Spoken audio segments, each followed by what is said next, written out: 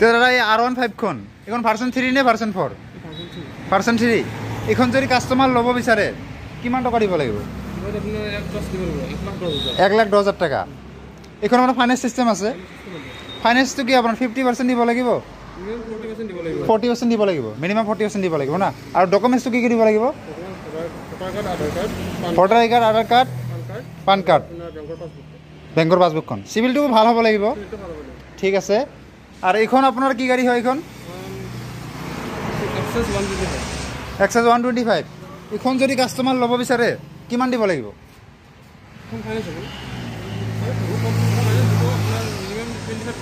25% এনে কিমান টকা দাম মানে এখন কিমান টকা কাস্টমাৰ দিলে ল'ব পাৰিব 50,000 ঠিক আছে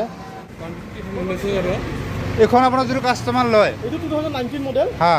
আৰু এইটো 5 বছৰ ইনচুৰ পাব হা এইটো প্ৰাইস আহিব 75 হয় গাড়ী ৰানিং আছে 17,000 ঠিক আছে এখন আছে আপোনাৰ পালসাৰ 180 নহয় এখন যদি কাস্টমাৰ ল'ব বিচাৰে কিমান দিব লাগিব এইটো 40,000 আহিব 40,000 আৰু ট্ৰান্সফাৰ ইনচুৰটো আমি আমাৰ ফালৰ পৰা হা হা এইটো এড আছে গোটেইখিনি হা এখন কিমান কিলোমিটাৰ চলিছে 2011 মডেল 11 53,000 নানি হৈছে 53 ঠিক আছে আৰু এখন গ্ল্যামাৰ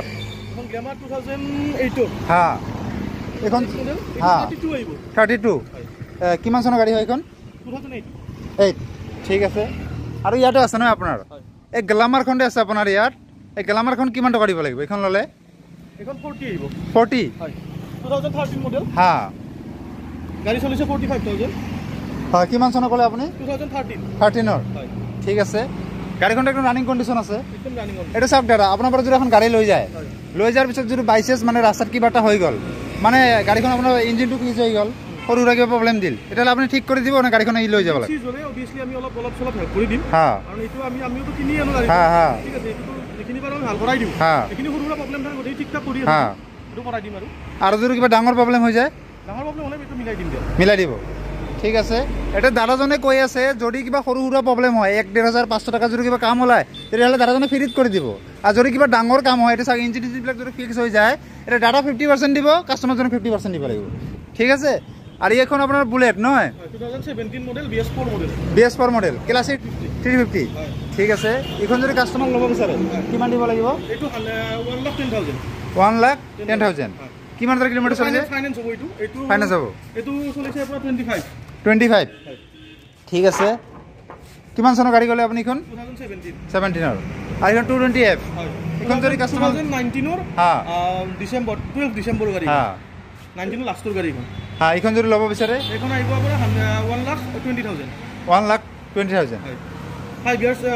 ইন্স্যুরেন্স আছে এইটো সেম মডেল এখন কি সেম প্রাইস প্রাইসটো কিমান ক'লে আপুনি 1,20,000 অলপ যদি আপুনি কেশ পেমেন্ট দিলে অকমান ডিসকাউন্ট হ'ব কেশ পেমেন্ট দিলে ডিসকাউন্ট হ'ব না 3,000 ডিসকাউন্ট হৈ যাব ঠিক আছে আৰু এখন আপোনাৰ গ্ল্যামাৰ 2009 মডেল 2009 নহয় এখন যদি কাস্টমাৰ ল'ব বিচাৰে কিমান দিব লাগিব 32 ঠিক আছে ফাইনান্স নহয় না ডাইৰেক্ট কেশ পেমেন্ট দিব লাগিব ঠিক আছে ট্ৰান্সফাৰ ইনস্যুৰেন্স আমি কৰাই দিম হ্যাঁ এইখন হয় নেকি এইখন এই ভিতৰখন হয় না বেয়া আছে নেকি ঠিক আছে ইয়াৰ মই কেইদিনমান আগত আহিছিলোঁ বহুতবিলাক গাড়ী দেখা পাইছিলোঁ আপোনাৰ তাতে বিক্ৰী হৈ গ'ল নহয় আৰু বিহুৰ কাৰণে দাদা কি অফাৰ দি আছে আপুনি অকণমান অফাৰ বিহুৰ কাৰণে আপোনাৰ পাৰ গাড়ী আমাৰ পৰা গাড়ী পাৰ্চেজ কৰিলে 500 টকা তেল ভৰাই দিম 500 টকা তেল সোমাই দিব এটা চাওক বিহুৰ কাৰণে ধামাকা অফাৰ দিছে আপোনাক যদি আপুনি যিকোনো গাড়ী লয় এটা চাওক যদি আপুনি 220F খন লয় বা বুলেটখন লয় বা পালসাৰ 150 খন লয় গ্ল্যামাৰ লয় R15 লয় যিকোনো গাড়ী লওক আপুনি আপোনাক 500 টকা তেল সোমাই দিয়া হ'ব ফ্ৰী দিয়া হ'ব আপোনাক আৰু ইয়াত চাওক গাড়ীবিলাক দি আছে আপোনাৰ একদম ব্ৰেণ্ড নিউ হৈ আছে কণ্ডিশ্যন দাদা কণ্ডিশ্যনবিলাকতো ঠিক আছে একদম গাড়ীবিলাকৰ আৰু যদি গাড়ীবিলাকত যদি কিবা প্ৰব্লেম দিয়ে এতিয়া চাওক গাড়ীখন লৈ যোৱাৰ পিছত যদি ৰাস্তাত কিবা প্ৰব্লেম হয় যদি সৰু সুৰা কিবা প্ৰব্লেম হয় তেতিয়াহ'লে দাদাজনে ঠিক কৰি দিব আৰু যদি কিবা ডাঙৰ প্ৰব্লেম হয় তাহলে 50-50 না দাদা 50-50 কৰি দিয়া হ'ব ঠিক আছে আৰু ইয়াত ফাইনেন্স সিস্টেম আছে যিকোনো গাড়ী আপুনি ফাইনেন্সত পাব ফাইনেন্সটো 50,000 ওপৰত হ'ব লাগিব গাড়ীখন 50,000 ওপৰত হ'ব লাগিব না এটা চাওক শ্ব'ৰুমটো হ'ব আছে মই আপোনাক কৈ আছোঁ দাদা শ্ব'ৰুমটো ক'ত আছিল এইটো আপোনাৰ শ্ব'ৰুমটো আপোনাৰ পলাশবাৰী সমষ্টিৰ আণ্ডাৰত পৰে বাটৰঘাট পলাশবাৰী কোনোবা যদি পলাশবাৰীত আহে আপোনাক যদি কল কৰে দাদা মই পলাশবাৰীত আছোঁ আপোনাক বাইক এখন ল'ব লাগিছিল আপুনি যাবনে ভিজিট কৰিব আনি আহি যাব ঠিক আছে নহ'লে আপুনি নেভিগেশ্যনটো দি দিব বিজেপি কাৰ্যালয় ফ্ৰণ্টত ফ্ৰণ্টত ঠিক আছে ইয়াত চাওক ভাই যিমানখিনি বাইক আছিল মই আপোনালোকক কমপ্লিট দেখাব চেষ্টা কৰিলোঁ যদি ভাই ভিডিঅ'টো ভাল লাগে তেতিয়াহ'লে লাইক কৰিব ছাবস্ক্ৰাইব কৰিব লগতে বেল আইকনটো ক্লিক কৰিব আজিৰ কাৰণে ইমানে ধন্যবাদ